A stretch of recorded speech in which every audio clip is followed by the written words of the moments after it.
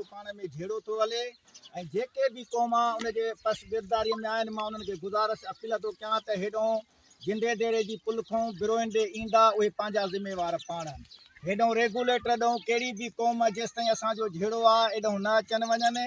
जे एॾो बि का बि क़ौम खे नुक़सानु पियो उनजा ज़िम्मेवार असां न आहियूं। असां हर बिरोई हुजे जेके बिरोई झेड़े जे ख़िलाफ़ आहिनि उन्हनि खे बि असां अपील था कयूं त महिरबानी करे हे असांजो सिर्फ़ु ईदन बिरोई असां झेड़ो आहे।